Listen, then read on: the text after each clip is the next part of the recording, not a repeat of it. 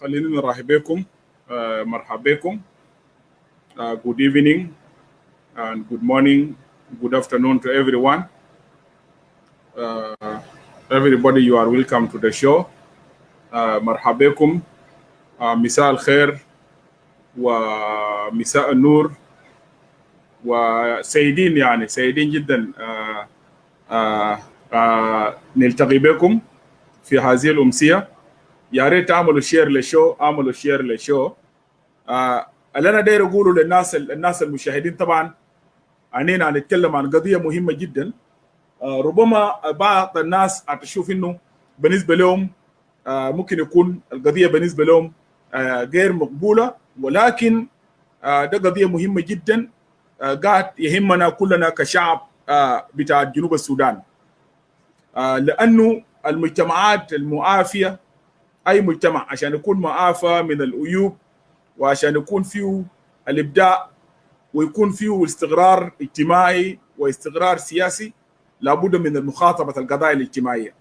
وزي ما نحن قاعدين نقول لكل المشاهدين انه المنبر طبعا زي ما انتم عارفين هنا كله قاعد نطرح فيه كل القضايا اللي قاعده توجه الشعب بتاع جنوب السودان، اينما كانوا الشعب بتاعنا في جنوب السودان وايضا الشعب بتاعنا في خارج. القضيه بتاعت الليله بالذات، القضيه بتاعت sexual assault is a silent pandemic اللي هي الاعتداءات الجنسيه، الوباء الصامت. ده اللي بكون التوبيك بتاعنا الليله. ان احنا يعني قلنا نناقشها في اطار اوسع كوباء مثل الوباء بتاعت كورونا او سارس، من كل الاوبئه اللي قاعده تمر بها العالم والما قاعد تفرس بين المجتمعات، وبين الجماعات. القضيه بتاعت الليله هي اننا يفترض نعمل القضيه ده الحلقه دي قبل اسبوعين، يفترض الحلقه دي تتعمل قبل اسبوعين، ولكن نسبه للتضارب بتاع الزمن، تضارب في الوقت مع ناس بتاعنا في جنوب السودان وفي كينيا، وايضا هنا كنا قاعد نفتش في اخصائيين، الناس مختصين بالذات في المجال بتاع علم النفس، لانه القضيه ذاتها مرتبطه بعلم النفس. عشان كده نحن وصلنا انه لو كل مره نحن قعدنا ننتظر المتحدثين عشان نلقى الناس اللي ممكن هم يتحدثوا نحن ما نصل لنتيجه. فلات وايل وقلنا خلاص الجزء الاول اننا نبداه مع سيستا ليلي لورنس، وكذلك هي طبعا هي زولة نيرس وعندها علاقه بالعلم النفس في مجال ذاته. والزولة الثانيه مولانا تريزا من الجانب القانوني برضه انه نطلع على القضيه. الجانب الاخر يفترض الليله برضه كان يكون معانا في الحلقه دكتور ميوينا كوت، لكن طبعا في كندا عندهم بيكا، فهو كان في محل بتاع بيكا، هو انه هو هيجي متاخر، لذلك نحن ما يطرقنا، ما قدرنا نستضيفه. لكن الحلقه الثانيه الاسبوع الجاي، الحلقه الثانيه هيكون اننا نستضيف برضه فيه اخونا او فيه كنا في السودان، في جنوب السودان، هي باحثه اجتماعيه. اننا برضه كريمه هي يفترض تكون معنا في حلقه، لكن اننا نستضيفه في الحلقه المقبله، لانه ليله ناس بتاعت السودان وجنوب السودان ونيروبي الناس دول بيكونوا نايمين، فمن الصعب انها هي كان تنتظر في الحلقه. لكن نحن رتبنا انه نعمل حلقه بالصباح ونستضيفها هي دكتور ميوينا كوت، وايضا في بعض الاخصائيين بتاع علم النفس اننا دايرين نستضيفهم. والكويس برضه الدكتوره نيوي هي موجوده برضه معانا هنا في حلقه، وبرضه هي قبل كده قدمت اسهامات. الان داير ناكد للناس انه هنا الليله برضه قبل ما امشي لده، الليله كان في يعني حلقه قام بها الساوث سودانيس بروفيشنال اسوسيشن في يونايتد ستيت. كان عندهم حلقه قبل الصباح، انا حضرت الحلقه كانت كويسه جدا، وبرضه انا قدرت اشوف بعض يعني النسوان المتخصصات برضه اللي يتكلموا في الحلقه. برضه ده حاجه كويسه. فكل الاتجاه الكامبين ده يمشي في كل الاتجاهات، ليس بالشرط ان انه كامبين ده يكون في اتجاه واحد. الكامبين هيمشي في كل الاتجاهات ويستمر، لانه هي قضيه اجتماعيه مش قاعد تواجه جنوب السودان فقط. القضيه دي القضيه بتاعت الاعتداءات الجنسيه هي واحده من القضايا المهمه والقضايا الخطيره اللي قاعده تواجه كل الدول بتاعت العالم، بما فيه امريكا. اننا قاعدين فوق ونحن اللي قاعدين فيه ده. امريكا ذاتها قاعد تواجه مشكله بتاعت الاعتداءات الجنسيه او سيكشوال اسولت قاعد يواجهه.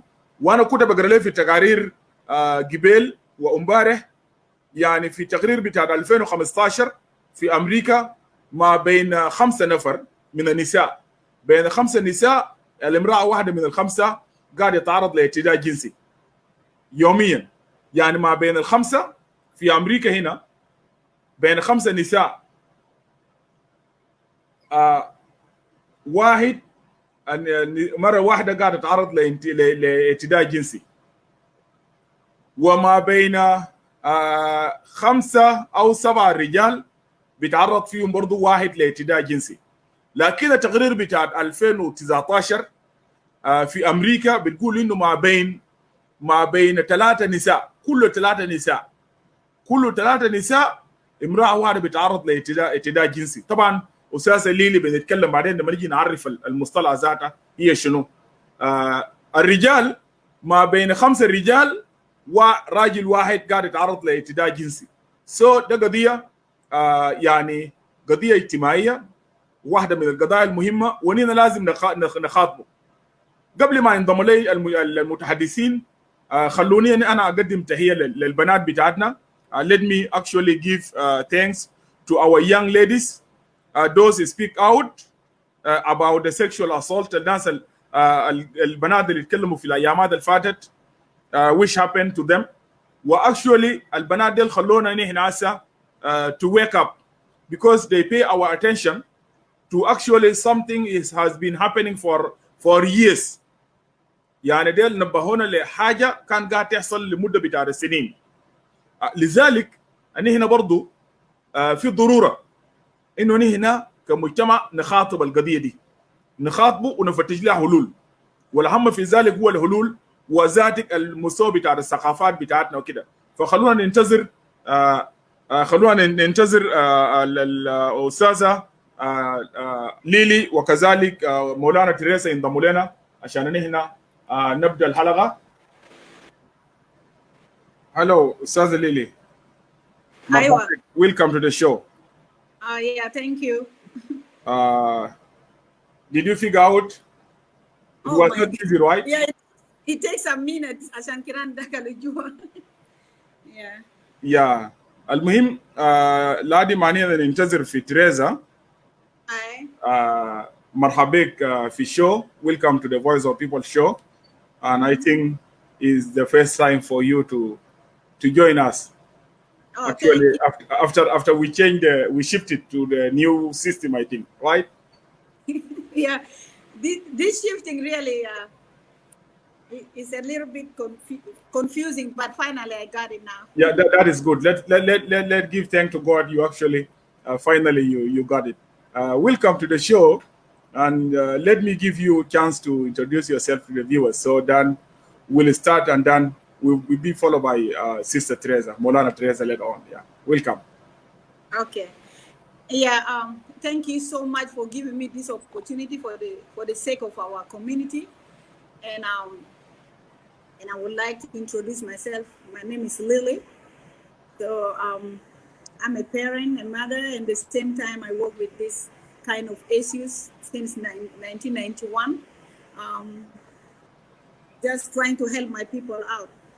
Yeah, this is what I do. Just help them and make sure that I'm a voice for them, make sure that there is nobody rights will be taken. So that's why I say these the things that really I would like to share with us so that we know exactly what is the problem itself and how are we going to address it as a community. That is very good. Thank you very much. I'm expecting our sister Victoria Nyawai to join us in this live video. للمره الثانيه العادي مع تريزا تنضم لنا عشان المشاهدين بتاعتنا نحن اللي قاعدين نشاهدوا اللايف فيديو من افريقيا. and actually I wish our sister Ustaza Lily, you will try to mix just between Arabic and English so they can cope with us the topic. Arabic English I had a taban like I hope our people will bear with me but share. No, actually that is fine, and there is no problem. Also, you can go proceed with actually with English. There is no problem. Maulana Tereza, she's here. Let me try to bring her up. Salamat ya Maulana. Okay. أهلا وسهلا. مرحبا بك في شو وخلينا نديك فرصة تقدمي نفسك تسلمي للمشاهدين. Then we will start. Let me remove this one. Yeah. First of all, let me greet you, my brother, Bashmohandis Edward, and my sister. And also let me send my greetings to the viewers who are watching down there. Let me salute them wherever they are, Africa, Europe, and America. And also, I should not forget Australia. So, and of course, my motherland, Republic of South Sudan. I want to greet you all. It's a warm greetings from here in New York to the voice of the people. So that's my greetings to you, and thank you, Brother Edward, for giving me the مولانا تريزا مرحبا بك. وأنا كنت من الأستاذة ليلي لكن she will join. خلينا نرحب بك. وأنا زي ما أنا قلت قبل شوية إنه نحن بنتطرق لواحد من القضايا اللي أنا قاعد أفتكرها هي قضايا مهمة وقاعد تخص مجتمع بتاعتنا على مستوى بتاع جنوب السودان، وكذلك أيضا هي قاعد تخص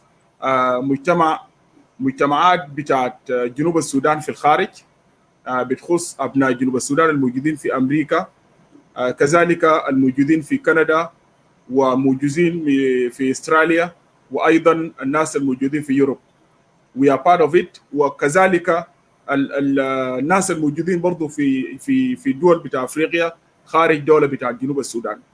هنا طبعا كلنا بنعلم منه في الأيامات الماضية ظهرت actually قصص من شابات وجزء منهم أمهات من بنات بتاع جنوب السودان اللي تعرضوا للاعتداءات الجنسية، وكذلك يعني عاشوا حالات أو ظروف صعبة وحالات نفسية برضو صعبة جدا.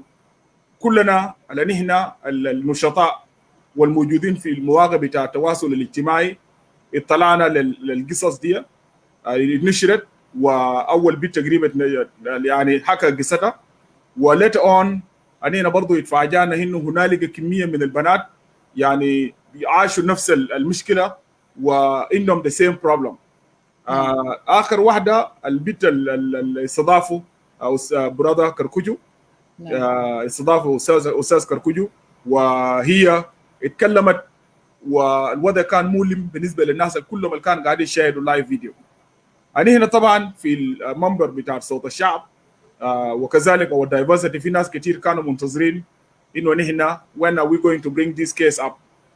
أنا هنا نرفع القضية ده 200 وكنا قاعدين نقول للناس إنه we are going to bring it. وأيضا كان عندنا تايم تيبل طبعا، وزي ما أنا قلت للناس قبل إنه كان عندنا مشكلة بتاعت إنه عندنا مشكلة بتاعت الناس المتخصصين، وبرضه دكتور نيوي she play a big role. She brought up the case and انت برضه انت افتكر you contributed. وبرضه أستاذة ليلي لورنس she brought also the case up and she talked about it. الليلة طبعا هنا في الإدارة بتاعت منبر صوت الشعب دايرين نناقش الكيس بتاعت sexual assault is a silent pandemic in our community. والعادات بتاعتنا وتقاليدنا نحن عندنا يعني 64 بلس قبيلة أو عادة بتاعت ثقافة موجودة لمستوى بتاع جنوب السودان. كلنا بنتفق إنه الظاهرة موجود في مجتمعاتنا على مستوى جنوب السودان for a long time ago. ليلي هي كأساسة بتاعت الاجتماع أو كزولة ممرضة، وبرضه هي اشتغلت في المجال ده كتير. هي بتكون موجودة معنا هنا، ومولانا تيريزا برضه من الجانب القانوني. أنا قبل ما أنا أديكم الفرصة let me do this أنا داير أقوله في تقارير كثيرة، وبالذات أخذت النموذج بتاع الولايات المتحدة الأمريكية، وآخر تقرير هم بيقولوا إنه في أمريكا هنا sexual assault كله 3 نسوان في امرأة واحدة بيتعرض لاعتداء جنسي في اليوم، وبين 3 رجال 5 رجال في راجل واحد بيتعرض لاعتداء جنسي. معناه الظاهرة بتشمل كل الفئات الموجودة في المجتمع، لكن الأكثر تأثيرا طبعا ده النساء وبالذات الأطفال منهم. في تقرير من أنا جبته من أنا لقيته قريب شوية في ويكيبيديا، أحدث ريبورت هم نزلوه، اللي هم كانوا بيتكلموا عن global prevalence of child sexual abuse has been estimated at 19.7% for females and 7.9% for males. Yes, I need to go over this before we actually go to the topic and discuss it. They're actually also saying most sexual abuse offenders are acquainted with their victims. Approximately 30% are relative of child. التقرير بتاعهم بيقول انه 30% من الناس اللي بيرتكبوا الجريمه بتاع الاغتصاب الجنسي او التحرش الجنسي هم من الاهل والاغارب بتاعت البنت او بتاع الطفل اللي بيتاثر جنسيا. والنقطه ده مهم جدا، انا داير نركز عليه في نقاشكم بعدين وبالذات استاذ ليلي، لانه we will come talk about الزول اللي قاعد يرتكب الجريمه ده منو. So التقرير بيقول انه this is global report. They are saying انه 30% are relative of child, as most often brothers, fathers, uncles, or cousins. It's very sad, really very sad. When I read this, أنا قاعد نقرأ قبل it was really very sad. ونقطة ده مهم برضو في ناس اللي بيرتكبوا الجريمة. 2 3 they are saying around 60% are others acquaintance such as friends of the family, babysitters or neighbors. اللي هو الأصدقاء بتاع الأسرة ده الناس اللي برضو ل 60%. تخيل 30% بتخش في الأقارب والآباء والأخوان. ال 60% النسبة بتاعت 30% بتخش في الأصدقاء بتاع الأسرة والبيبي سيترز والجيران. كويس. وطبعا الناس الموجودين برا بالتحديدا الناس اللي قاعدين في أمريكا والناس اللي قاعدين في كندا والناس اللي قاعدين في استراليا والناس اللي قاعدين في يوروب. معظمكم برضو في ناس عندهم بيبي سيترز، لأنه بتلقى نفسك المرأة هي قاعدة برا والراجل ما في أو قاعدين الاثنين وشغالين وكده. ده برضو النقطة ده مهم خالص. Number 4, they are saying the strangers are the offenders in approximately 10% of child sexual abuse cases. The most child abuse, sexual abuse is committed by men. Studies on female child molesters shows total women committed 14 طبعا في المية to 40 of offenses reported against boys and 6% of offenses reported against girls. يعني شفت أنا against أولاد نسبة 14 لنسبة 40%، ونسبة البنات هو نسبة 6%. So let us go to discussion. I will give the first floor to our sister Lily. Let us try to define the terms of sexual assault. What is sexual assault, sister Lily? الاعتداء الجنسي ده شنو؟ So we need to help us so people can understand what are we talking about.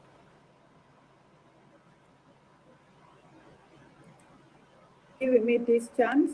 Yes. Yeah. Before, like I mentioned earlier, it's not rape is not something new. It started like 900 BC. 900 BC, which means before Christ.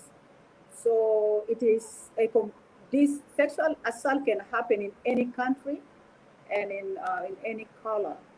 So if we don't know about what does it mean what does it mean, the term rape? Rape is any sexual activities, even with your own wife, leave alone minors, leave alone strangers, leave alone girls, leave alone even anybody else. So rape is a form of sexual assault, but not all sexual assault is raped.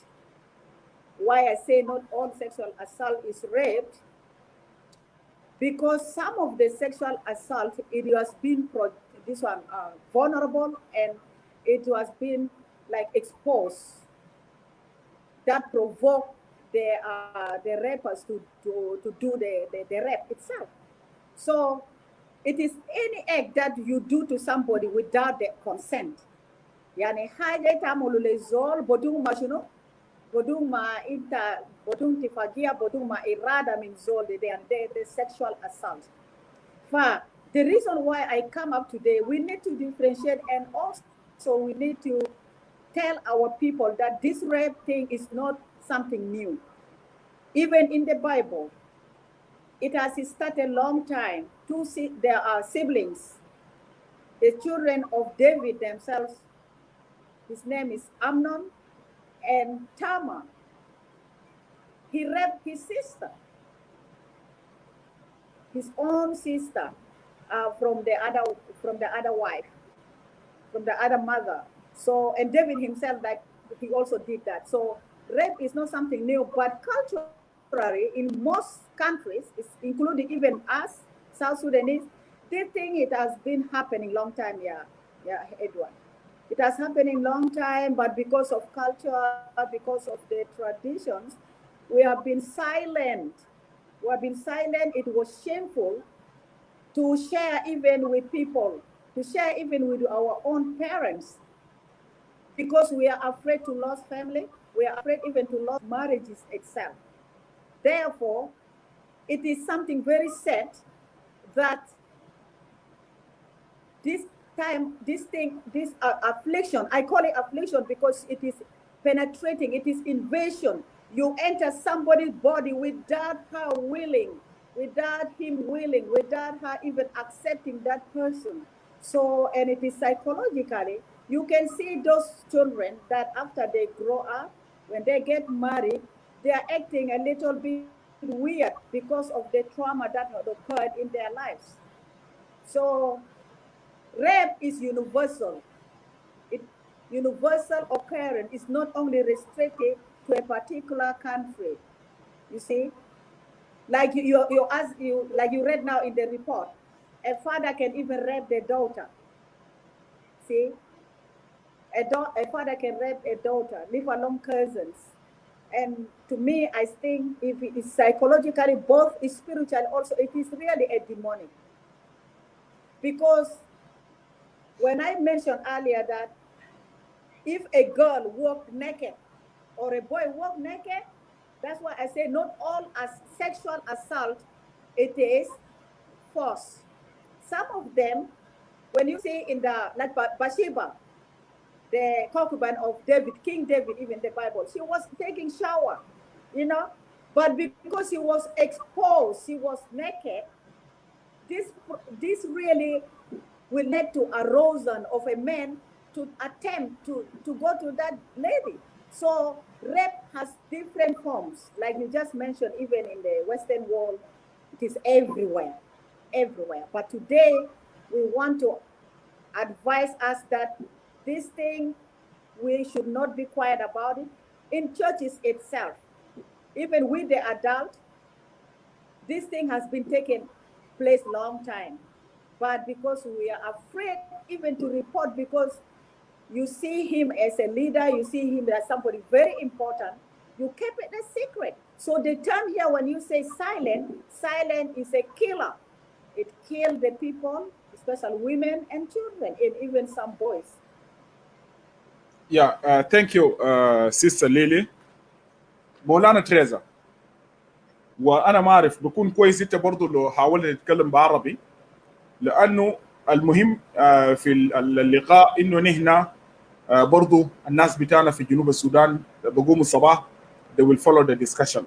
برضو نحن يعني دايرنا من تساعدنا نتفق على تحديد الديفينيشن ذاتها اللي هو اعتداء الجنسي ده معناه شنو عندكم كناس بتاعت قانون وكده. تفضل استاذ. يا اولا انا اقدر نشكرك مره اخرى في ادوار، وبحيي كل المشاهدين، وبرضه داير احيي اخت بتاع ليلي. هي طبعا يحب تحدث قالت الكلام بالانجليزي. الاعتداء الجنسي، طبعا الاعتداء الجنسي هو قد يكون لفظ او فعل، يعني او فعل جسدي يعني، او مرئي، يعني بيقابل انه الشخص بيشترك في نشاط جنسي. النشاط الجنسي ده او اهتمام، يعني لما هو يعمل الحاجه هذا النشاط الجنسي، النشاط ده الجنسي نحو شخص او حتى طفل في يعني بطريقه شيء غير مرغوب.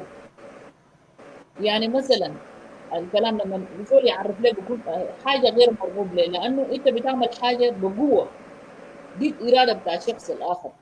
فده لو احنا قدرنا نفسر انه مثلا الاعتداء الجنسي هو فعل لفظي او جنسي او مرئي بيجبر الشخص المقابل اللي هو بيعمل على اشتراك بنشاط جنسي غير مرغوب به. يعني غير مرغوب به منه، يعني الزول الثاني اللي انت قاعد تعتدي عليه ده هو ما راغب في حاجه زي ده، انت قاعد تجبره في حاجه اللي هو ما داير. ده طبعا ده معروف حتى في القانون، التعريف ده بيمشي بنفس الصوره. لو احنا جينا نتكلم ذاته الاعتداء الجنسي ده، او هو ذاته يعني هو كتحرش، لانه بيكون فيه لفظي وبيكون فيه جسدي. لما نقول جسدي ده بيناني انه هنا ده الاغتصاب، اللي انه زول يجي يعمل الحاجه ده بقوه عندك. لما نقول هو برضه اللفظ ده ممكن هو يعني بيكون بالكلام. لما نقول ده من خلال التعريف، لما نقول هو يعني مرئي ده لانه في لفظ زول بيستخدم الفاظ، ده كله ده بيضم في نفس الاطار بتاع الاعتداء الجنسي او التحرش في حد النفس. وهنا بيكون في انواع كثيره من انواع بتاع الاعتداء الجنسي، اللي هو الاسترزاق. مثلا زول بيحاول انه يعني بيسرق النظره للشخص بصوره كده انت بذاتك بتحس انه النظره دي ما عاديه، او يعني عشان يفضح به الشخص نفسه جنسيا. يعني مثلا زي ما كلام الليلي قبل قالوا انه لما ديفيد شاف كان ده واحده من النساء كانت بتستحمى، فهنا ده هو بيسترزق او يعني بدر يشوف النظره ده برضه ده حاجه، ده تحرش هنا. وده بيعدي طبعا زول لما يكون عنده شعور او شعور بتاع الاعتداء الجنسي ده، وطوالي بيمشي يحاول انه يعتدي على الشخص. وهنا بيظهر طبعا انواع الاعتداءات ده الجنسيه ده، اللي هو برضه سفاه المهارم ده. يا هو زي ما ليلي ذكر، انه زول بيكون اهل لك وتخالتك بنت خالتك منو انت بتعمل معاه حاجات زي ده، وده يعني حاجه محرم. يعني احنا شفناها حتى في الكتاب المقدس في سفر لاوين، لاوين 18، انه ربنا جاء حرم الحاجات ده كله. ليه؟ لانه هو خطة غير قانونيه من زمن ده. حتى لو جينا في زمن بتاع حمورابي برضه خط هذه القوانين عشان يمنع مثل هذه الاشياء. ويمكن يحدث هذه المواقف مثلا في اماكن كثيره. يعني مثلا اولا الاعتداء الجنسي، نمشي للاعتداء الجنسي اللي هو كمصطلح له انواع النشاط السلوك والاتصال الجنسي الذي قد يكون غير موافق مع الطرفين. يعني في طرف بيكون ما موافق، لانه الاعتداء الجنسي ده بيحصل بين شخصين. دائما بيكون كيف الممارسات ده بيكون كيف اللي هو الاغتصاب، يعني اغتصاب بقوه او محاوله الاغتصاب، او مضايقات جنسيه. الزول بيجي يضايق زول جنسيه ويدعوه كيف، يعني يجي يضايق باشكال كثيره. لمسات، يعني انت مرات بيكون في الباص، البيت بتكون في الباص او مره بيكون في الباص تحس انه في زول جاي حبشك، ده لمسه. شفت كيف؟ او بيكون بيدخل يدينه حتى في تحت الملابس بتاعك ولا حاجه. ده برضه انواع بتاع الاغتصاب والتحرش في نفس الوقت. you know وهون زي ما انا قلت الصفحه المغارب ده هو زي شنو ممارسه الجنس مع الاغارب. يعني زول بيكون محروم منك. يعني انت بنت خالتك، انت كان ولد بنت خالتك، اختك، بنت ابوك، ده انت ما ممكن تقرب جنبه. ده الناس اهلك، امك، خالتك، مرا ابوك، ده ناس محرومين. حتى راجل لراجل المسلم برضه ده محروم.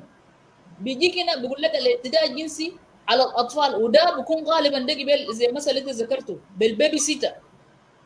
مثلا انت بتلقى انه في جرائم زي ده بيحصل كثير. انت بيكون عندك شغل تقوم تجيب زول يجي يقعد مع عيالك، سواء كان بيت ممكن يعتدي على ولد. كان في ولد في بيت هناك غاصر وممكن يعتدي، هي كان بيبي سيتر. كان الراجل اللي جاه هو بيبي سيت ده اللي هو كان هو ولد برضه بيعتدي على الاولاد. ده برضه احنا بنتكلم عشان كده بنذكر هنا الجنسين اللي هو الجنس الفموي او غير المرغوب به. برضه انت بتجبر الشخص، ده كله انواع بيجبر الشخص على اخذ صور جنسيه. يعني شوف، ده بقى في حاله بتاع التكنولوجيا اللي احنا فيه هسه الان ادوارد. الاعتداءات الجنسيه ده ما بس يعني مثلا على الاعتداء الجنسي يعني يكون في اللمس وكده، وصل لمرحله بتاعت اتطور. لانه الاعتداء الجنسي ده لازم ياخذ عنصر بتاع تحرش. انت بتتحرش بالزول قبل ما تيجي تعتدي عليه. هنا انت بتجد انه شنو الاعتداء الجنسيه ده اخذ طابع اخر في الظل بتاع التكنولوجيا الحاليه الان.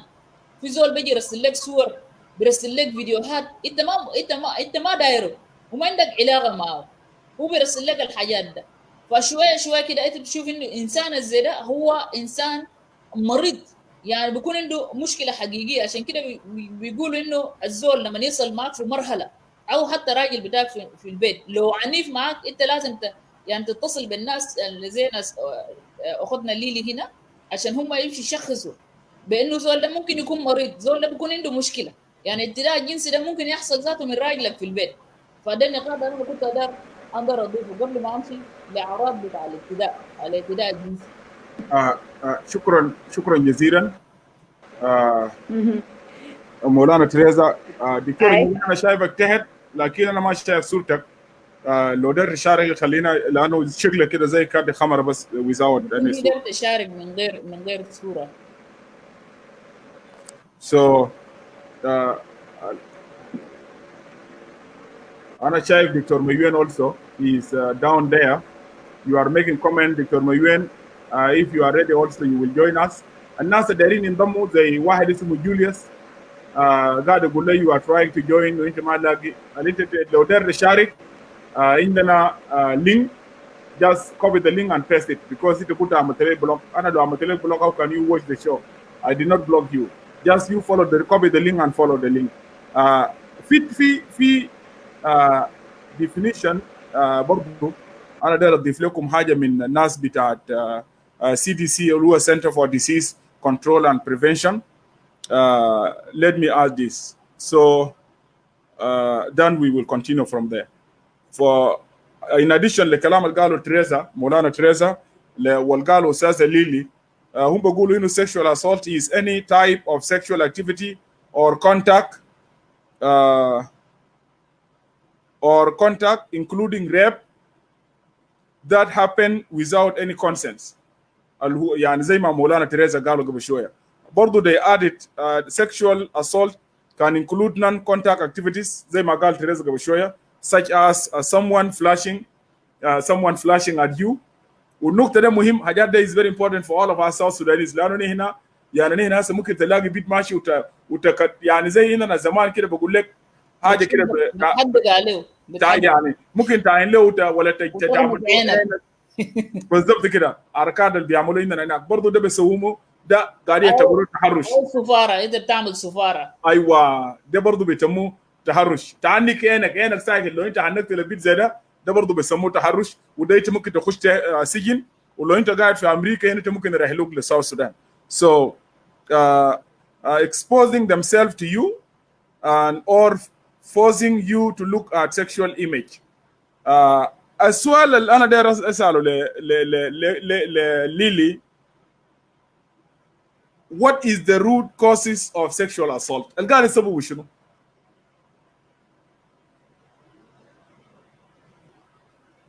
لانه هنا ذاتنا is very important مهم بالنسبه لنا عشان نحلل الاسباب بتاعه شنو؟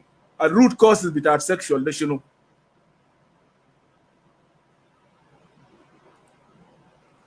Yeah, before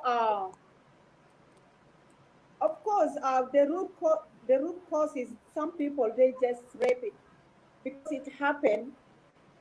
That's this is something like it is just something in their system that will arose for some reason. When they see women, when they see the children, it just arises. Even there is no definitive reason why people raped. It's just something coming as psychological. These people, they have something not going well in their mind. Their thought process has been blinded. Well, they can just do this thing with thinking.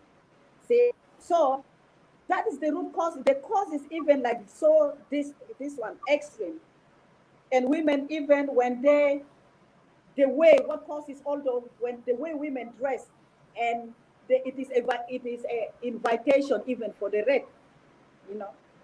It is an invitation.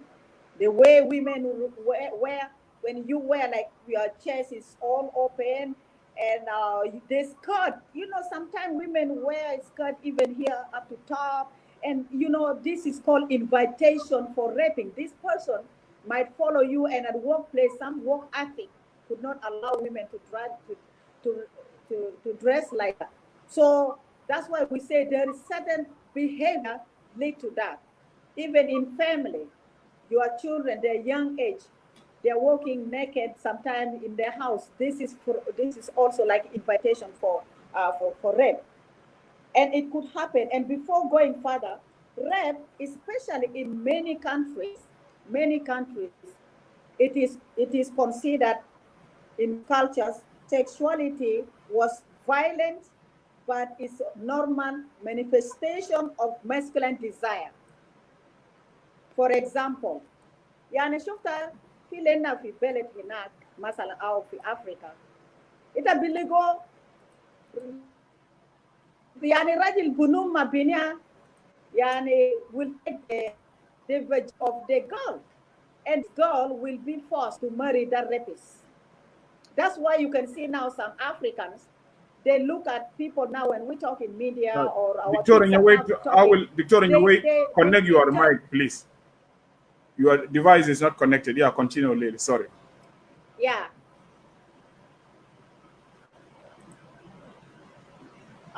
Okay, did you finish? They consider rape in our community. Sometimes they consider is normal manifestation, like a control, and even sexual is like by force. Is a man gain power when they have sex with female without their consent. So in some cultures, it is viewed as normal. This is how some men gain power over women. The other reason also, it is like punishment to women. And during the war, they rape even children and women as a weapon. So this maybe Sister Tereza, she can say that this is a crime. It is a crime because it should go to, it's called judiciary sexual assault.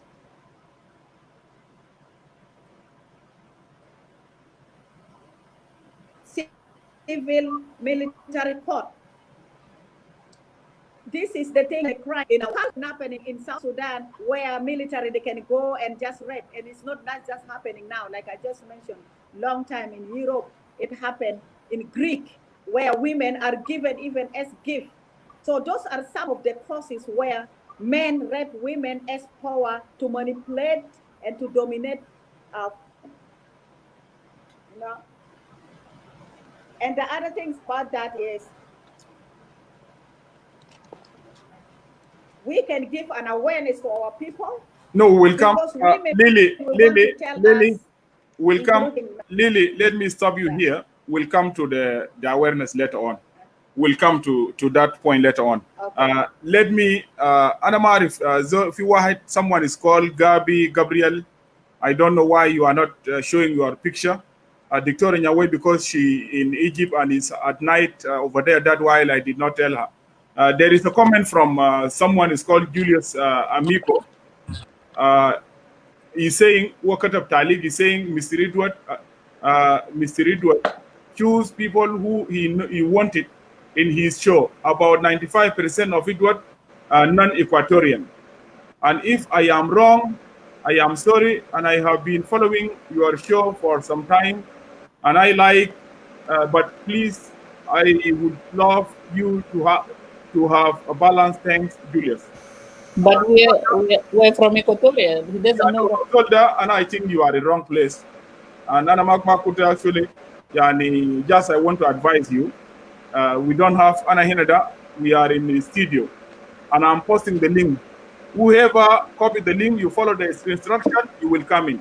But if you have a problem to follow the link and you don't know how to join the discussion, please don't start judging. This is what I want to tell you, please, Julius. Otherwise, actually, you are in the wrong place. Let me, Victor, in your way. قبل ما نمشي لمولانا أنا بقول لكم أول حاجة أنا بتأسف لكم، أنا صورتي ما ظاهر. أنا هسه الساعة 3 صباحا بتوقيت القاهرة، اللي هو الساعة 4 صباحا بتوقيت جنوب السودان. فبقول لكم صباح الخير ومتأسفة جدا، لكن لضرورة بتاعت الموضوع ده يا أستاذ إدوارد، أنا أصريت إنه أنا لازم أتكلم فيه كواحد من أفراد بتاع المجتمع اللي بيعاني من المشكلة الكبيرة دي. بحييك فيه، بحييك للجرأة بتاعتك، بحيي أستاذة تريزا كما عودتنا كالعادة، هي مناصرة وموجودة لكل القضايا الاجتماعية. The same my greeting to Mama ليلي. أنا عندك سؤال معين ولا خليني أنا دكتور نيوي، ماما ليلي. دكتور نيوي، أنا أقوم أخليك تقول رأيك لأنه عندك شماية النومي، ونحن ما عندنا مشكلة. الناس ديل South Sudanese, they know your face, and it's good actually you did not show your face, so actually you will not put yourself in cordon boy place. So let us keep you in darkness. You will never know. Okay, so let us go to the topic. Okay. So السؤال in addition to that, أنا داير خلينا نختصر المواضيع بسيطة. أنا فضلي.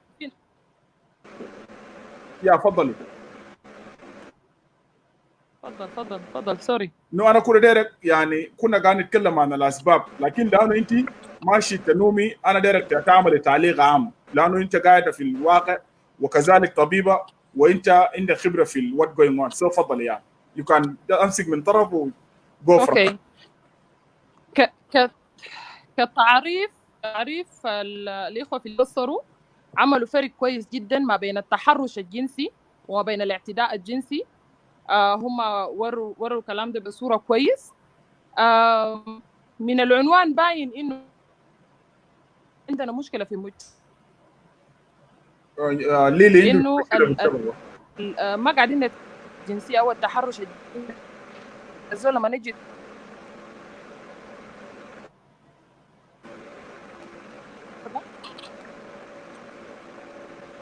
قاعدين للأدب نجي نتكلم عن قضايا زي دي قاعد تخرج اوكي.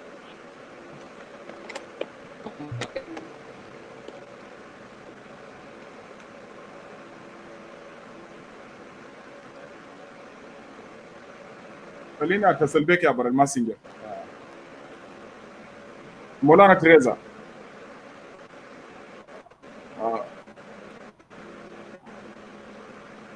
خلينا نضرب لها عشان هي تقول رايها. لا مشكلة، بدي فرصة. نعم.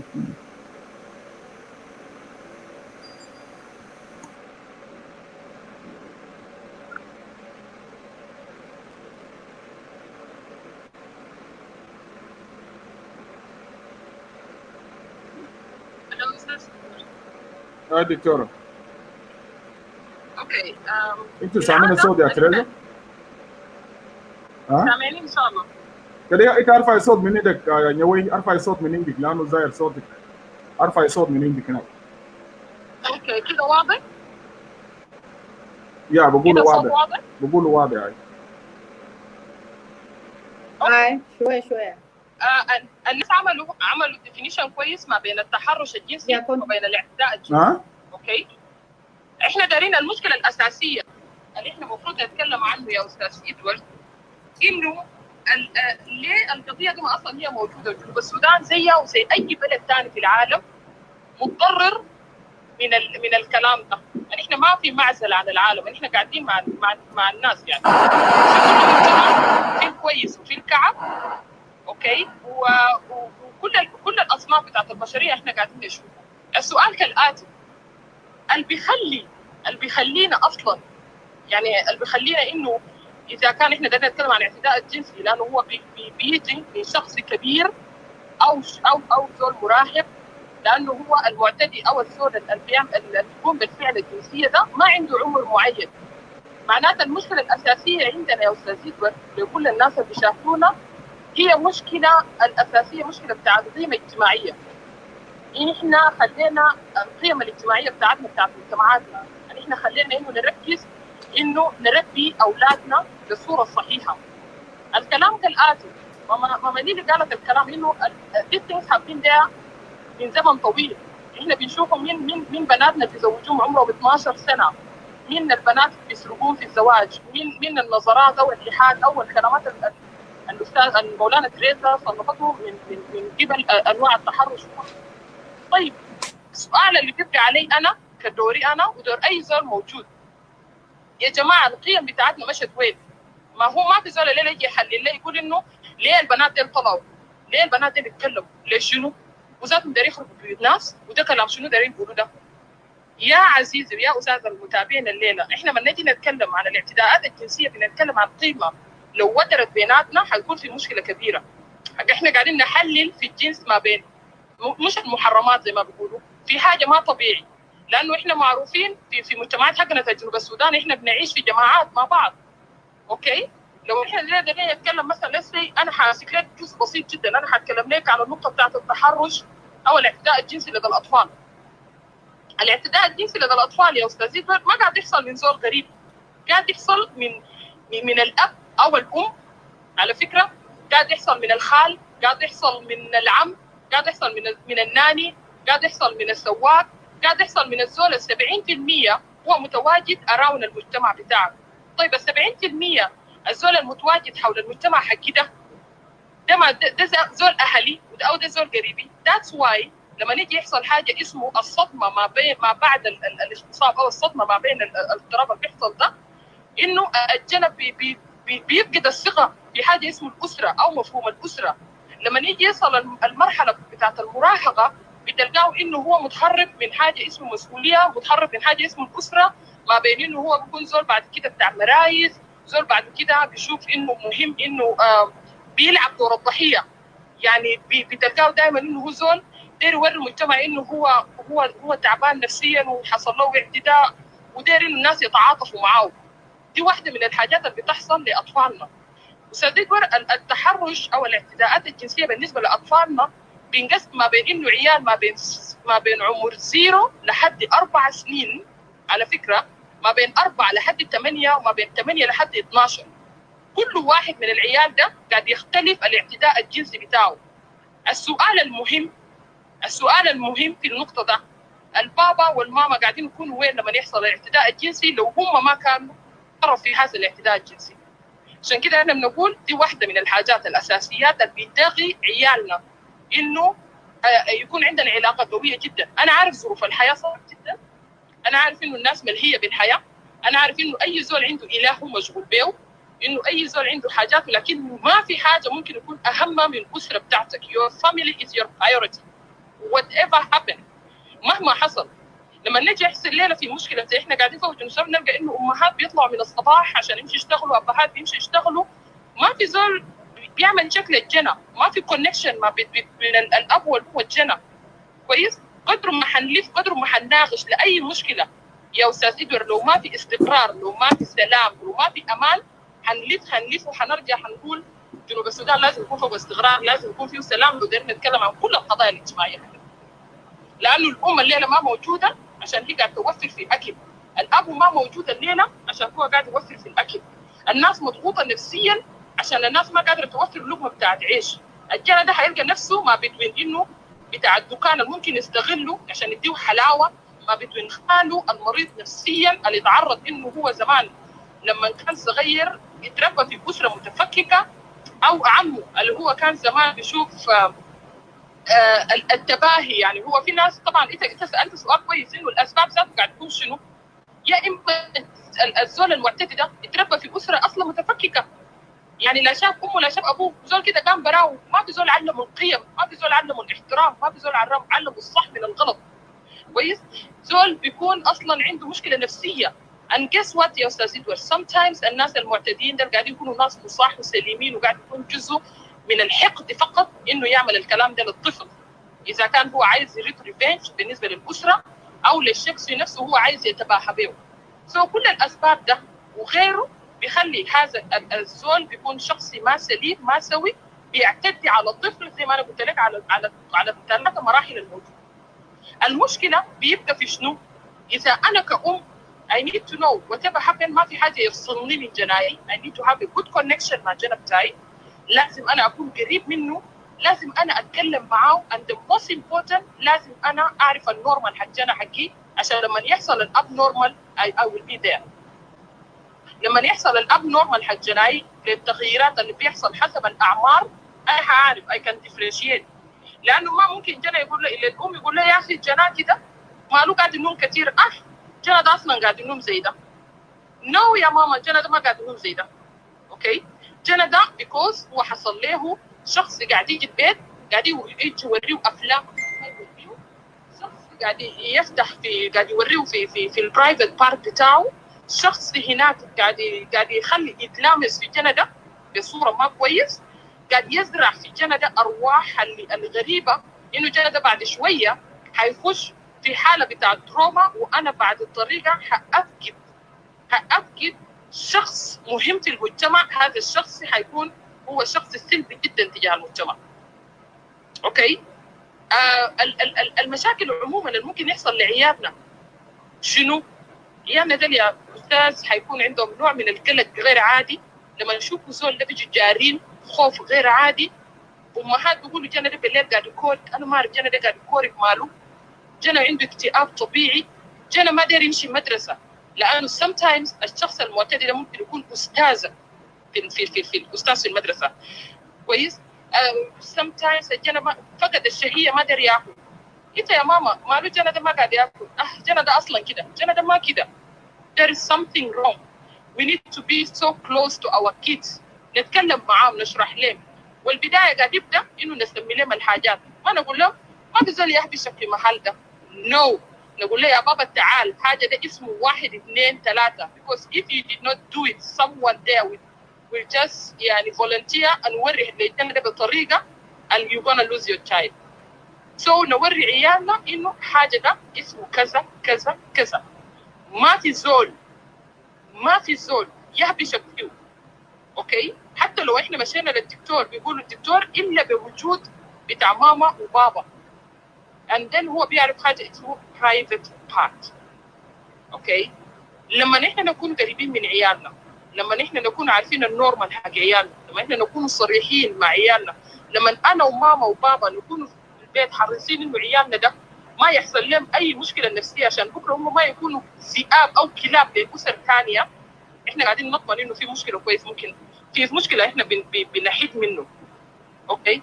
لما الحاجات ده كله نحن نتفق فيه انه القيمه الاجتماعيه ده المفروض يرجع، برجعنا لنقطه مهمه جدا. اذا احنا بنقول التحرش ده هو لانه الناس بقت بعيده من الدين، let me tell you انه في قصص في كنائس قاعدين يتحرشوا بالناس، قاعدين يعتدوا على العيال. لو احنا قاعدين نقول التحرش ده عباره عن قيمه بيربوا للناس، انا قاعد اقول انه في اساتذه قاعدين يتحرشوا بعيال. اوكي؟ لو نحن دايرين نقول انه ده حاجه ممكن يكون في الشارع وما في البيوت. انا اقدر اقول في امهات وفي ابهات قاعد يتحرشوا بعيالهم. التحرش ده حاله نفسيه، دي جريمه، المفروض المجتمع يكون فوق الصريح وواضح. استاذ إبر، المشكله ما في العيال او البنات اللي طلعوا ويتكلموا، المشكله انه نحن كجنوبيين بنحب نتكلم من غير ما يكون في اكشن، لانه نحن للاسف جنوبيين انتم محظوظين. مثلا الناس اللي في الدياسبرا والزول ممكن احسن له يسرق بدل ما انه هو يغتصب او يعتدي او يتحرش.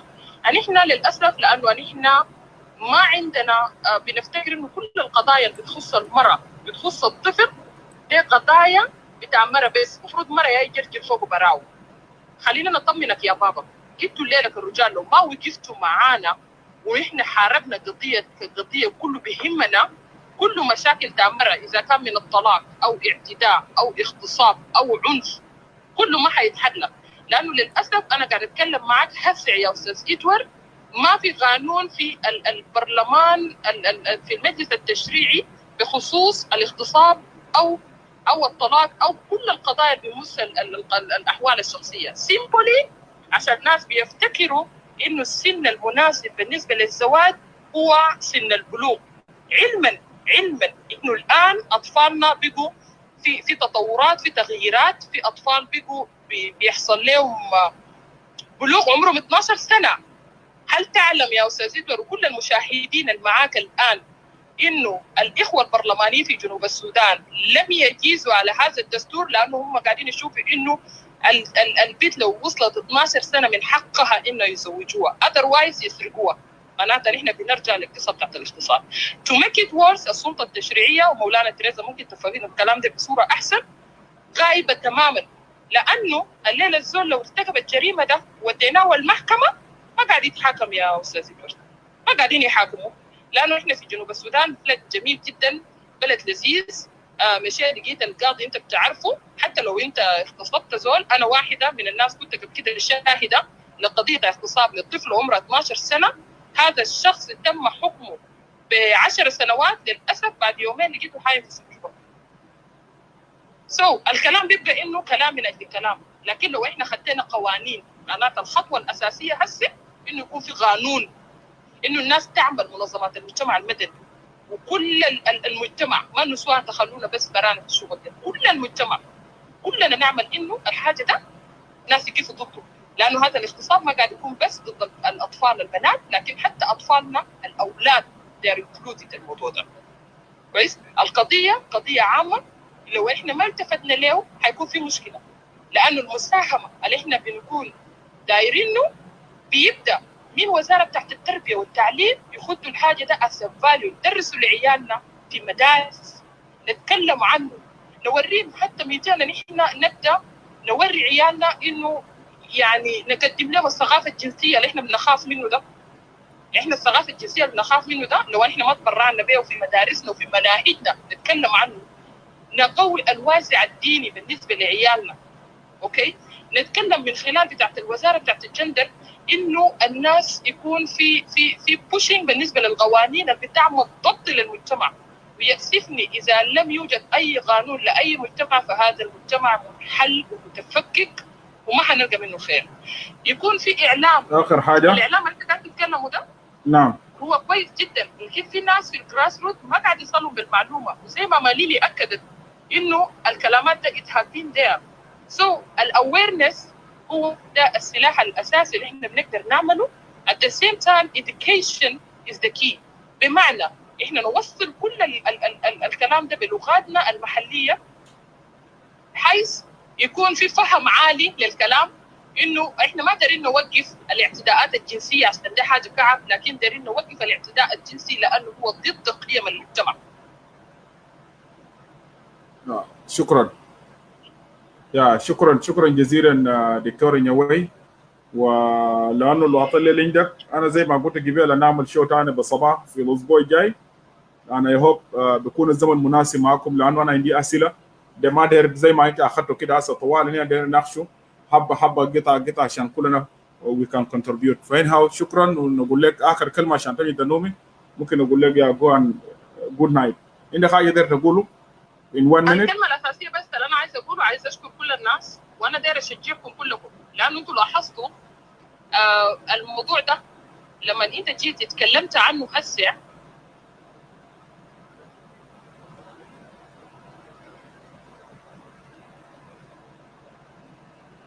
الو سامعني؟ الو هاي تفضل يا هاي.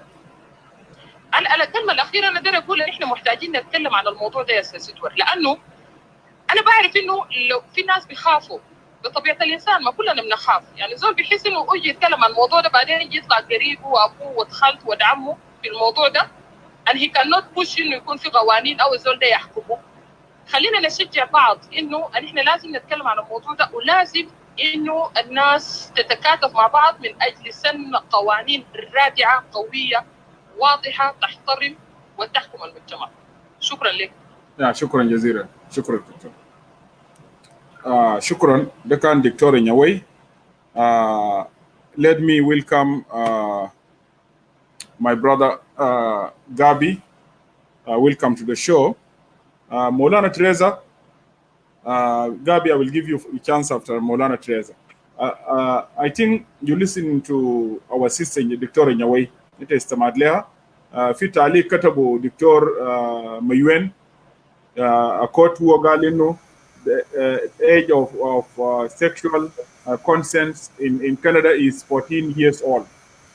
طبعا نحن في جنوب السودان ما عندنا حتى الان قانون بتاع حمايه العنف ضد الطفل. الان في جنوب السودان القانون ده ما في. لكن let us talk in general.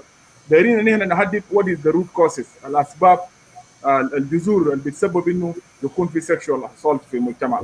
تفضل. شكرا اخوي ادوارد. وانا كمان بدنا نشكر دكتوره نيوي من مصر، برغم انه قلت متاخر عندها لكن ابت نفسها الا ان تاتي هنا. فانا داير نشكرها برضه في الكلام اللي هي قالته، اتكلمت بصوره سريعه وشامل في اشياء كثيره. فجذور بتاع المشاكل ده يعني احنا ممكن نمشي فيه بصوره طويل جدا، لكن خلينا نختصر لانه برضه لضيق الوقت عشان ندي فرصه للبقيه. من اول هذه الجذور من منظوري انا، وانا بشوف ده من منظور بتاع ناس كثيرين زي ما ذكر اخوتنا برضو نيوي، اللي هو عدم تطبيق القوانين وعدم سن القوانين الرادعه في الدستور. وكلام ده هنثبته لكم برضو في داخل الدستور بتاع جنوب السودان الانتقالي، وحتى لما رفعوا يعني موضوع بتاع السن القانوني ذاته لعمر الطفل او البنت المفروض تكون يعني عمر مثلا سن القانوني اللي ممكن تتزوج فيها. ففي طبعا في كان نوع من النقاش، كان نمشي فيه سريع كده، في نوع من النقاش يقول لك يا اخي البنت لما تكون بالغه كان بلغت خلاص معناها هي جاهزه للزواج. فيا اخوي ادوارد يعني احنا نكون صريحين مع بعض، انا كأم وكأخت للناس او كخاله لكثيرين من عيال اخواني واخواتي، وانا بقول كده ما كل بنت بتبلغ في سن واحد. ممكن في تاني بيبلغ في عمر 10، في 11، في 12، في واحدين لحد 16 سنه. وانا كتريزا انا بلغت عمري 14 سنه. كويس. فهنا لسه انا برضه في زمن لما مثلا زول يقول زول بلغ في عمر 14 سنه، ده ما بيعني بانه الشخص ده بيكون جاهز للزواج للتزويج. ليه؟ لانه الجسم بتاع الانسان او الجسم بتاع المراه ده لسه ما يكتمل ذاته. كويس. حتى يحمل، لانه هي في ذات نفسها هي طفله. كويس. لما نحاول انه داري يرفعوا القضيه ده عشان يتم تضمينه في الدستور، عشان يعرفوا السن القانوني ذاته للشخص عشان يكون بالغ. في ناس، في بعض من قاده كبار في السن وقاده مؤثرين في حكومه بتاع جنوب السودان في الكلام ده لما هم دايرين يتكلموا فيه. اللي انا قلت كده لانه ده اول شيء اللي هو عدم تطبيق القوانين. عشان كده انا قدرنا نركز في الحته ده. جذور بتاع المشاكل ده انه عدم وجود القوانين الرادعه او الصارمه في الدستور. بقى يقولوا شنو لما البيت قال بلغ ما انا خلاص جاهز للزواج. بمعنى يا ادوار لو الكلام ده هم بيناقشوا كده جنا عمره 10 سنه ما انا بالنسبه لهم بين حتى لو بلغ ما انا قال بقى شنو جاهزه انه يتزوج. ده طفل. كويس.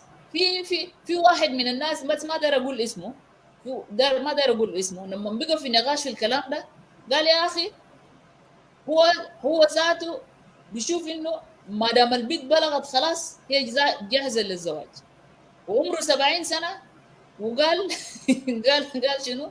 مرته نمرة 2 عمره 16 سنه وذاته حامل هسه. يا ادوار انت كشخص واعي وانت زول عارف عمر 16 سنه ده برضه لسه يعتبر قاصر ويعتبر ده طفل، فانت بتشوف انه ده الناس مسؤولين في الدوله يهو بيقوموا بالكلام ده. فاول شيء اول جذور بتاع المشكله ده عدم وجود قوانين صارمه، وكمان وعدم تطبيق هذه القوانين حتى ان كانت موجوده لحمايه الاطفال. ده واحد. اللي هو الشيء الثاني الابتعاد عن القيم، ابتعاد عن القيم ذاته، قيم بتاع المجتمع. يعني المفروض احنا يكون عندنا قيم نحمي بيه المجتمع. عدم وجود هذه القيم اللي كان بنحافظ به المجتمع بتاعنا، حتى لو اخذنا الليلي ذكر بانه حاجه ده كان موجود، لكن ما موجود بالشكل الحصري اللي احنا بنشوفه، بالشكل بقى يعني يقشعر له البدن. الحروبات ده واحد من الجذور. الحروبات انت بتشوف مثلا التحول الناس من مكان لمكان اخر، انت بتلقى انه بيكون في تجمهر بتاع الناس بيعيشوا مع بعض، وده بيؤدي انه بيحصل نوع من الاعتداءات الجنسيه سواء كان للاطفال او لامهات او حتى للبنات القاصرات. اللي هو الشيء الثاني اللي هو السكوت، الصمت، لما الناس يسكتوا، سكوت عن هذه الاشياء. الحاجات ده بيحصل ليه مرات؟ لانه الواحد بيشعر بالعار، ده نمره واحد. نمره اثنين، لانه الزول اللي اعتدى عليك جنسيا هو ممكن بيكون حدد الزول ده، بيكون حدد الضحيه، قال له والله انت لو مشيت قلت الكلام ده انا بقتلك او بقتل ناس بيتكم. فهنا برضه بيكون في السكوت. في كلام قبل ذكر اخذنا نيوي وانا بضيف على اللي هو عدم وجود الوالدين احيانا في الاسره. الوالدين بيكون ما في، لانه لو النفرين دول ما فيشين اخوي ادوار، ده برضه بيؤدي انه العيال الموجودين ده هم بيكونوا عرضه للاعتداءات الجنسيه. لو احنا اتكلمنا برضه الانفصال او الطلاقات الكثيره، انت بتلقى انه الانفصال او الطلاقات الكثيره ده بيفصل الاسره. مرات انه العيال ممكن يقعد مع ابوه وعيال او يقعد مع امه بيكون جاب زول ثاني في البيت، او ابوه بيكون جاب مره ثانيه في البيت. هنا بيحصل اشياء كثيره، والمره اللي هم شايلوه ده بيكون برضه عنده اسره بتاعه وعنده عيال بتاعه، فهنا بيحصل كمان نوع بتاع الاعتداءات الجنسيه. وثاني هنا شنو؟ عدم تحديد الاغارب. انا دايما نقول تحديد الاغارب ليه؟ زي ما احنا قاعدين we are living in a western world. Everybody is uncle. We need to actually to make sure and to tell our children who is your uncle, your biological uncle. Although some of the uncle in the house, they are husband to the mother. Yes, Yeah. some of them might actually commit this act by the way. فعشان كده برضو we need to also to identify to our children who is your uncle بتاعك ده منو. ما كل زول uncle. اصل عندنا في يوروب او في ويسترن وورلد اي زول يقول اي انكل ده انت لازم تحدد عشان كمان ما يخلي عيالنا يبتعدوا يمشي يعرسوا بعيد برا. هسه بقى بيمشوا لحد يعرسوا الصوماليين، معلش يعني الصوماليين بشر، صوماليين ليبيريان، محلات بعيده جدا كويس. ده اطفال الشباب الصغار ده بسبب شنو؟ كلام بتاع انكل هو بيجي انه انكل ده بقى ذاته قلب بقى كابوس على الطفل ده او حتى للشباب. عدم تواصل بين الاباء مع اطفال، ما في تواصل. زي ما اخذنا نيوي ذكر قبل بانه يا اخي الام او الاب بكون هم مشغولين، اي زول جاري ورا قروش جاري. they want to make money. The children will go to school, when they come back home they are not communicating, nothing is there. So لو حصل حاجات زي ده في النص هنا الجنا ما بيعرفوا ذاته كيف انه يتواصل مع امه او مع ابوه، لانه ده ما عندهم تاثير في حياتهم، ما عندهم اي educational background even advices. اللي انت تقول لجناك انت كمشيت مدرسه لو زول في عربيه حبشك، في جوابات زول حبشك، اي زول يتحرش بك باي نوع من تحرش، انت لازم شنو توري الكلام ده برضه ده الجذور بتاع المشكله. المجتمع احيانا المجتمع في حد نفسه مشكله. يعني ممكن في طفل او زول يتحرش بزول، فالطفل ده هو داير يمشي يشارك الكلام ده مع المجتمع بيبدا يلومه انت جينا قليل الادب، انت عرفت الكلام ده كيف تقدر تخرب سمعه بتاع المجتمع ده او كده وكده. ده برضو المجتمع بيساهم، باضافه الى كنيسه قبل برضو ذكرت اخذنا نيوي والكنيسه زي ما انت شفت زي الحدث اللي حصل في كانساس سيتي السيتي ده اللي حصل في كانساس هناك ده اللي حصل حاجه ده منه بما انه هي زوجه بتاع القسيس هي قسيسه وحصل كلام ده من زوجه يعني شوف هم في كنيسه ومفروض المرة ده هو يعني to know that you know her role as a Christian person as someone in the church as a pastor هي مفروض توقف الكلام ده تقول للراجل حاجه انت عملته ده غلط and she can report انت you can report لانه المعتدي ده ممكن يكون راجلك في بيت او ممكن يكون اخوك يعني احنا ما نتجامل في حاجات زي ده لانه في النهايه احنا دارين نحمي المجتمع. ثاني الحاجه الثانيه اللي هو التربيه الجنسيه ذاته للاطفال في المدارس ده حاجه مهم. احنا ما قاعدين نعلم اطفالنا التربيه الجنسيه ده في المدارس. امريكا ده برغم انه في عدد انت ذكرته قبل النسب اللي انت ذكرته ده وصل لمرحله انه لانه هم وضعوا القوانين لكن الحاجات ده لسه بيحصل. شفت الحاجات ده لسه بيحصل لكن شنو للاقل عندهم قوانين رادعه لكن في صوره بتاعنا هنا ما عندنا حتى في المدارس مثلا يا ناس شوف حتى في كيدنا جاردن انا كزول مثلا عندي يعني شغل مع كيندر جاردن اي جنا عيال ده لما يجوا في كيندر جاردن هم طبعا بغيروا ملابس بتاعهم قدام استاذ اساتذه وكده لو شافوا اي بروزز اي علامه يو هاف تو جو اند ريبورت لانه في اي مدرسه في عندك زول اللي هو بتاع سايكولوجي وعندك زول بتاع ممرضه اللي بيمشي يشوفوا لو لقوا انه جنازه عنده بروزز طوالي بيتصل للبوليس وبوليس بيجي يسالوا جنى ده لقى بروزز ده من وين لانه دي الاشياء مثلا كمان ده قبل ذكروا اخونا ليلي ده بوري الكلام معلش انا ماشي اكمل الكلام ده لما نقول شنو الاغارب في البيت انت مرات بتشيل عيال بتاعك يا ايدوارد عشان مثلا عندك اغارب جو في البيت انت بتخلي عيالك الثانيين قال ينوموا الضيف ده في جو غرفه سواء كان الضيف ده اهلك انت ما بتعرف شنو بيحصل ده برضه من الاخطاء اللي قاعد يحصل كتير وده بيجيب انت ما بتعرف شنو حصل في وقت ده ضيف ده جه هناك وبعد ذاك انه جانا ده مثلا وده برجاله بيعمل لنا كونكشن بين ده انكل وده ما ادراك وكده جانا بيكون بيخاف انه يجي يعمل ريبورت للكلام فعشان كده احنا لازم نبتعد من الاشياء ده. لو احنا دارين ندخل في قوانين انا ما اعرف انت دارين ندخل في قانون او ندي فرصه نو انا بجيك له بعدين انا بنيجي في قانون. انا افتكر شكرا مولانا تريزا انت تكلمت عن نقاط مهمه جدا نعم بالذات في in regard to the root causes وقبل لي she mentioned those actually she mentioned some of also of root causes. In addition to that الكلام اللي قلته those are watching live video South Sudanese in diaspora especially we need actually to define the word uncle. This word uncle it need to be defined to ourselves as South Sudanese because actually I'm new in US now. I'm here like for 3 years. But what I realize everyone coming to the house to the kid this is your uncle.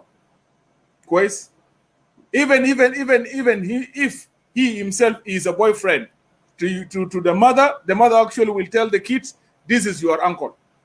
Quite عشان كده we are South Sudanese those are watching this live video we need to correct some of mistakes which we are doing in our communities. To our kids we need to define if now I'm coming to visit Tereza or Lily. Tereza you need to tell your kid this is Edward Andrew Ashek he is my friend because when you tell the kid this is my uncle عشان كده هسه بنات بتاعنا they are growing up في بيوت بتاعنا هنا ونينا لانه اي زول جا في البيت كانوا لسه شاب والنسوان ده بكون هو بوي فريند بتاع وزول ده كان عنده فرصه ممكن يتزوج البيت بدل ما البيت يمشي برا هناك للناس الثانيين. And will come we are misleading our kids in our families because we telling them this is my uncle your uncle. What do you mean with this is your uncle? لازم توري شوفها الاسم الصحيح الزول ده لو عمم كيف لانه انكل ده مش انكل ده ممكن يكون عم ممكن يكون خال مش كده؟ Yes. So that it need to be defined kids. لو هو boy friend بتاعك قول له شوفها بتاعك انه this is my boyfriend. انا داير قبل ما نمشي لسيستر ليلي لانه انا جاي داير نتكلم عن culture and sexual violence. Julius موجود قبل ما نمشي. Let me give actually Garbang here. Let me give him some minutes actually, so he can contribute. Then we continue with our discussion. And also Julius is here also. Yeah, Garbang. Or Garbai. Can you unmute yourself, please? Assalamu alaikum. Ya alaikum assalam. Inshallah فاهمين صوت. يا سامعين صوتك. Yes. أنا طبعا طبعا أنا زول لسه شاب كده برنامج ده كان عجبني يوجد شنو خير أشارككم. أنا طبعا هنا شباب ده مشاكل ده بيحصل لنا كثير شديد جدا في أماكن مختلفة كمان، خصوصا إننا يا الجنوبين ديل خسرنا أمراض كثير يعني في حاجات زي ديل، وما قدرنا نتحكم لنفوسنا بأسباب معينة، لأنه الدولة بحب يزيد الفوضى والفساد وحاجات زي ديل، وإحنا هنا دائما بنستخدموا طرق زي ديل لمن ذاته يعني وضع صعب. نحن ما بقينا ذاته ما عندنا حنية للشوفة الصغار. يعني أنا أشوف نفسي إني 18 سنة أنا ممكن أفكر في بيت إني 12 سنة. شفتها؟ يعني الموضوع صعب. في أشياء كثير يعني الناس بيتكلموا عنه وكده، والحمد لله عندنا دكتور عندنا حاجات كثير، وبرنامج ده عجبني شديد. وطبعا أنا زي ما بتكلم كثير لأنه كنت حضرته وكلام ناس يتكلموا كثير وكده، وما في شيء فيه مشكلة. أنا أتمنى دائما تجيبوا معنا عشان برضه نقدر، لأننا يوجد بتاع المستقبل نقدر نغير الوضع، لأن الناس الزمن داسي بيحبوا حاجات تافهة، لكن هنا بعدين كل ما نشارك والناس تتكلم والناس يعملوا لايف زي ده، يعني أنا ممكن أعمل طريقة حقي، ممكن أشجع ناس بالطريقة الكويس. أنا ممكن أخلي أخواتي الصغار ولا كده عشان يمشوا بالناس بالطريقة اللي كان أصلا أول. شكرا. لا شكرا. لكن ظاهر زمن ماشي كمان كده أنا بجيب كويس. شكرا جزيلا. شكرا. Keep it up and keep watching. Yeah, you will learn a lot. Julius, welcome to the show. Let me actually give you some minutes, but actually I need to correct you because like you wrote something down there before you joined the show. Yes. We are not here. I'm not here inviting people based on region. I'm not here inviting anyone because you are Equatoria or you are whatever else. I'm here hosting the show. You like the topic? Please, there is a link. Follow the link. We'll bring you to the podium. This is what I do here. Can you come and get you? So I need to put that one to you very clear for the next time. We are not here for Equatorian or other region. You need to come to join the discussion, follow the link. So let me give you some minutes so before I proceed with my guest. Yeah, just give me a second. Come on, yeah. Okay. Morbe. Good night. Lily.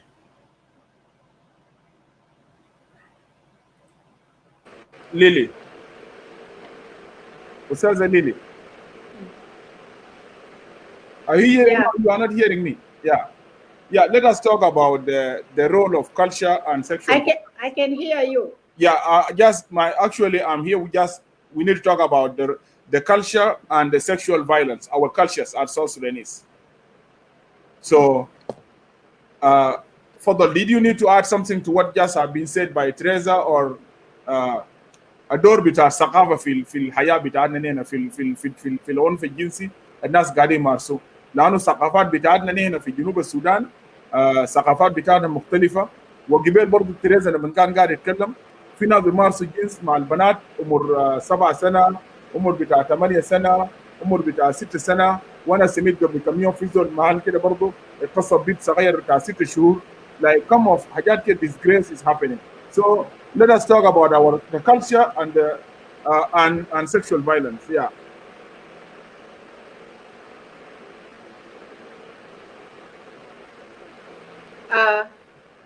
أنا بقيت ما قاعد ناس ما ناس قاعدين يسمعوني أسي. I can hear you, Linda. أنا سامع. إنت your fan is on. Oh, you can.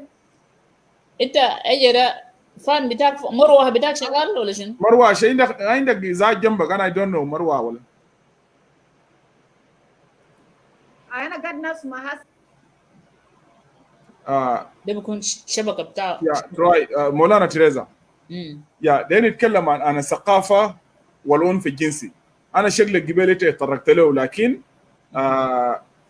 خلينا يعني نخش فيه بشكل أوسع، لأنه برضو أنت قبل أسير نقاط مهمة جدا، والدور بتاع الثقافة، لأنه في ثقافتنا هنا في جنوب السودان ما كان قاعد تساعد في البناء بتاع الثقة بين الأم والطفل. أنت أسيرت للنقطة دي قبل.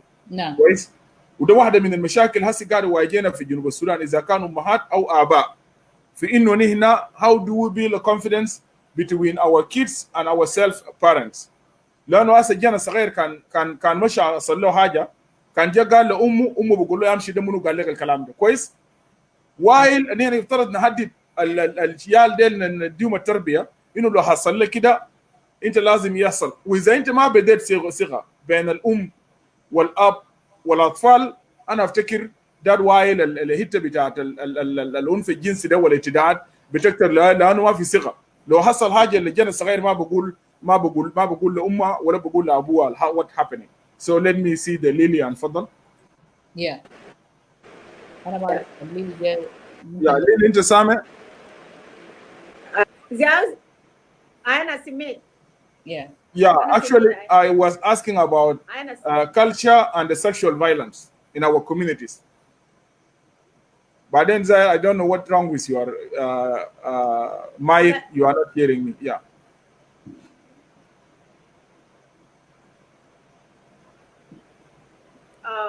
Like I mentioned before, culturally,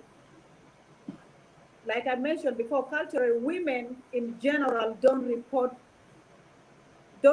the sexual violence anyway, because they want to preserve their honor, and also they're afraid to lose their relationship, and also there's a justification that should be punished and a raw skin. Shufta, yani if a woman reported that such thing happened to her or to her child, this thing, they will twist it around and justify that, and justify the reason why raped. The family themselves will even accuse the victim that, why didn't you scream? Which means you participated in the act. See, this is some of the girls even, they are raped and they are forced to marry even that person when they are a child. See, so there is justification on our culture. That's why our culture is contributed to the continuous raping in our community, which means it went unreported and women are silent about it. Even in churches, you can see priests, pastor even raping even teenagers in the churches, and the teenagers are afraid to tell the parents because the parents themselves, they will become defensive.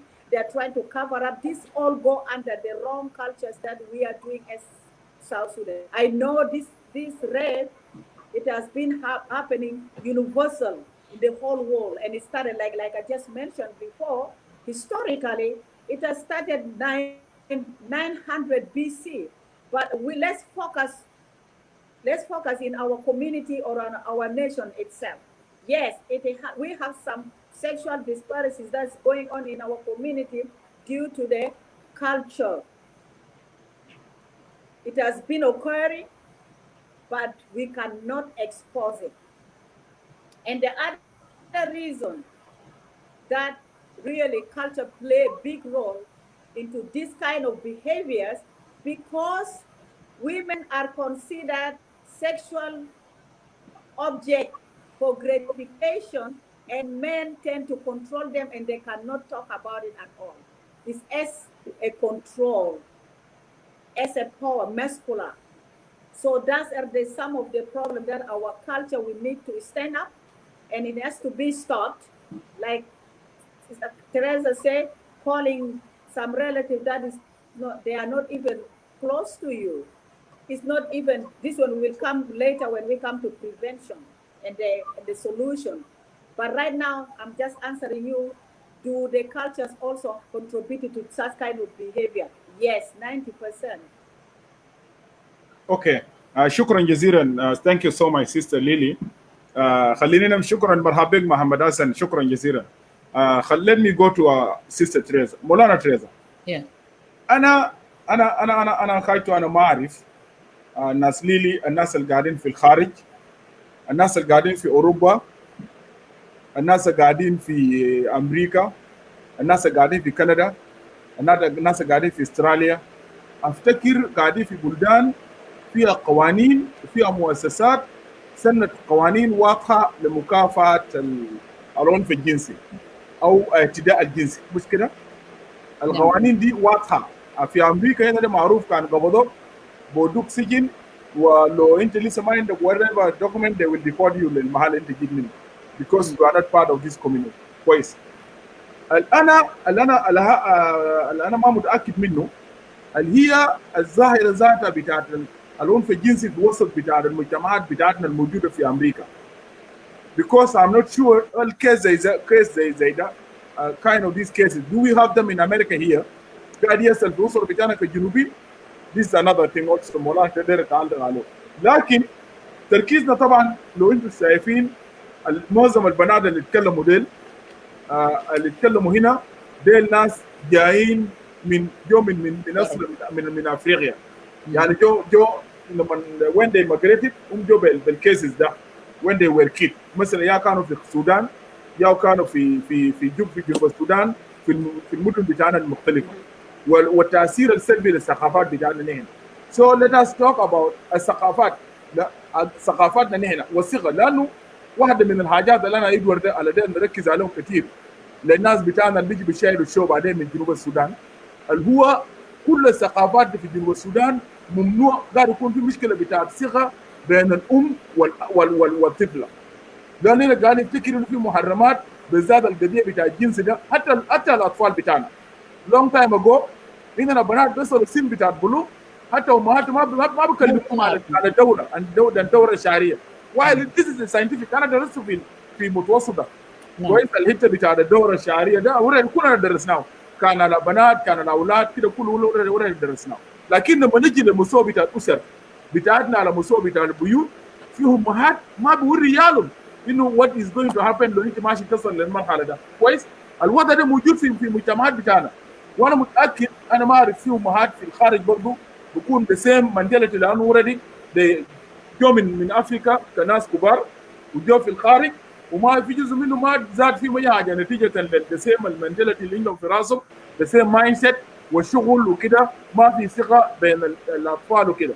سو انا دايرك لانه ده من نقاط الاسباب الان الكالتشر بتاعتنا الخلي انه اللي بيحصل عمليه بتاعت العنف الجنسي للطفل، طفل عمره 7 سنة، يعني طفل الراجل بيجي بيعمل له نفس الاجراء كل مره زي ما سمينا القصه بتاعت البنت اللي فاتت.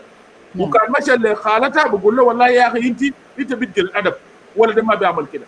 وده بوريك انه هنا ده دي المشكله فوق confidence without confidence between kids and mother. مش المره الجايه الجنه ده ما بيجيك ثاني كأم، يعني كان اصلا له اي حاجه كان وزار مشى خنقه ما بيتكلم ليه؟ لانه هي في حالتين بتطلع ضحيه. لو هي جات هنا كلمت امها بقول له انت زوله كذابه، لو سكتت الزول ده بيستمر the same activities او the same act، بيستمر في السلوك ده. كويس. وده الحاجات الموجوده في المجتمعات بتاعتنا وموجود في جنوب السودان نتيجه للفوضى الموجود، عدم بتاع الوجود بتاع قوانين، عدم وجود بتاع مؤسسات. سو تفضل مولانا تريزا. شكرا اخوي ادوار. زمان قبل ذكرت اسباب او جذور ذات بتاع المشاكل دي ومشيت فيه وذكرت فيه نقاط كثيره. وانا قبل لو انت لاحظت انا ذكرت فيه حاجه انه الشعور بالعار ده او الصمت. الشعور بالعار والصمت ده من اشياء بتلقوها في ثقافات او في تقاليد بتاعنا في جنوب السودان. وده الحاجز الكبير جدا، ولازم احنا نكسر الحاجز ده. لانه يعني زي ما انت ذكرت مثلا البنت بيكون بيجي يكلم كان ده خالته، في ثانيين اللي بيكونوا قاعدين مع خالاتهم او قاعد مع امه ذاته في البيت، ممكن بيجي يعني تكامل كونفاين لامه يقول له يا اخي الحاجه اللي حصل كده، حاجه ده حصل كده انكل كده او زول كده ده عمل لي كده. انت بتشوف طوالي الام هنا بقول لك انت بنت ما كويس، انت بنت ما نافع، انت ذاتك مشيت عرفت الكلام ده من وين؟